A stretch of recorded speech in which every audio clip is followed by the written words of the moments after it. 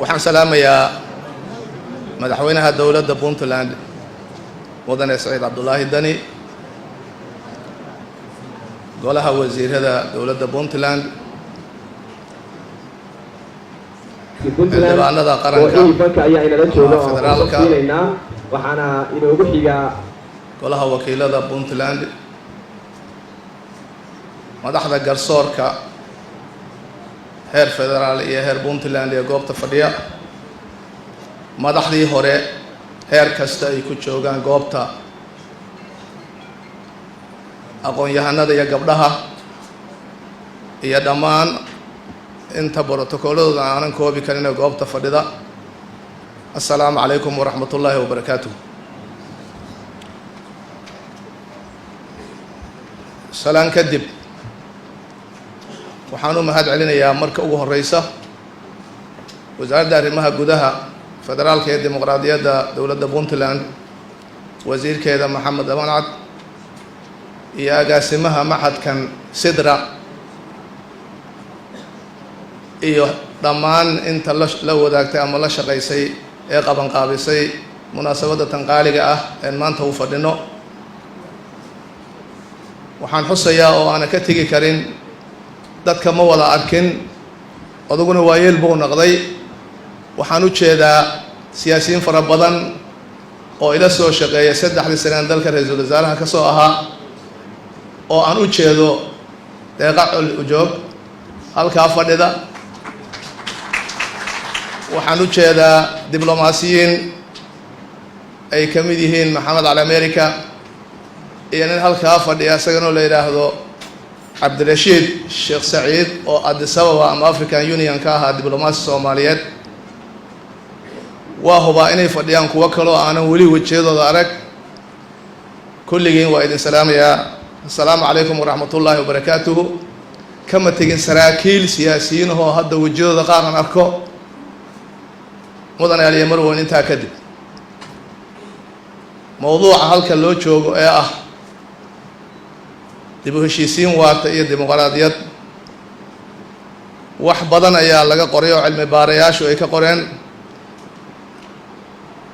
waxaan xasuustaa 2007 shir dib u heshiisiin bulsho oo ay ka qayb galeen 3,000 oo Soomaali ah in lagu qabtay magaalada Muqdisho. waxaan filayaa qaar ka qayb galay inay goobta fadhiyaan. buug weyni badan baa ka soo baxay oo haddii la akhriyo wax ka maqanba aanay jirin, laakiin caadadeenu waxay noqotay xataa sidra waxay ay sanadkii hore samaysay waxa maanta aan samaynayno dadku dadka inaan la gaarsiin ama aan la akhrin. waxaan ku baaqayaa horta in la akhristo. cilmi baarisyadu xal ayay keenaan. jaamacadaha iyo xarumaha cilmi baarisyada waxaan aaminsanahay dadaalka ay bixinayaan in dadku aanay wada garan karin, laakiin waxaa loo baahan yahay inay iyaguna garansiyaan naftirkooda. goobtan oo kale waxa ka dhacaya inay gaaraan qofka tuulada jooga, xoolaha ilaashanaya ama beeraha falanaya ama kalluumaysanaya loo baahan yahay. waxaan hoosta ka xariiqayaa saaxiibkay Gaagaab kaftan badan oo tuuro oo siyaasadeed oo looga baahnaa, waana waayo aragnimadiisa. dastuurkan mar walba qabyada ah, mar walba la leeyahay waa la xaday iyo waa la soo helay. 5 qodob baa la isku hayaa buu yidhi. 5 qodob sababta la isugu hayo naftirkeeda daraasad u baahan. awrta lama xiriirin kara haddii mid daba go-an ku jiro. waa taqaanaan filaya awr daba go-anaa ku jiraan filayaa guddiga. mid raba hogaamiye hebel, siyaasi hebel qodobkan waa u daran yahay hala daayo, gobol hebel buu qodobkan u roon yahay hala wado. waxaasaa ku dhex jiraan fadhiyaa dabada go-an. marka waxaan rajaynayaa inay ka gudbaan. waxaan usoo noqonayaa mowduucyada halka dib u heshiisiin waartay dimuqraadiyad. ummadda Soomaaliyeed waa rafaaday, waad ogtihiin. Gaagaab wuxuu yidhi weli waa la wadaa dib u heshiisiin dimuqraadiyad. waxaana bilownay 21 sano ka hor. meeshay ku dhammaato horta waa in la qeexaa oo cilmi baaris lagu sameeyo. waxay ku dhammaanaysaa oo lagu dhammayn karaa xaqiiqada in la taabto. nabarka haddii malax ku jirto weligaaba mari boomaato mari ilaa laga jeexee laga daadiya madaxda weligay ma raysto. waxaan rajaynaynaa marka in arrinta xaqiiqada laga aado. ummaddaanu waa wada dhalatay, waa wada saaxiib, deris bay wada ahayd, waxbay wada baranayeen dhallinyaradu, waa la wada shaqaynayay. qaran sharaf lahoo afrika ka tilmaamanaan ahayn, annagaana gacmaheena ku burburin. si dib loogu soo celiyana annagayna sugaysaa, sugi mayso beesha caalamka iyo dowlad hebelaa noo roon iyo dowlad hebel baa xun iyo ma sugayso. ummadda soomaaliyeed inay is-aqbasho iyadu laga rabaa, inay iyadu isjeceshahay ooy wadaniyiin soomaaliya oo muwaadiniin yihiin inay aqbalaan la rabaa. haddaan taa wada aqbalno waxaa la hubaa inaan xal gaari karno. waxaan intaa ku darayaa, maxaa ummadda kala geeyey? cadaalad darro. shubaa halka ka akriya, shuba iyo abwaaninta kalena waa kaale ahaadaan xukuumaddana salaanta haddaan ku daraya. halkuu ka sheegay musuq maasuq, cadaalad darro, eex, qof jeclaysi, qof nacbaysi, midabta koor, cudurradaasoo dhan waayo waxa ummadda kala geeyey. sidee looga baxayaa? waxaa looga baxayaa dastuurkay ku wada yaalaan in la fuliyo. waxaa la yidhahdaa waxaa jira law and order, sharci iyo fulin.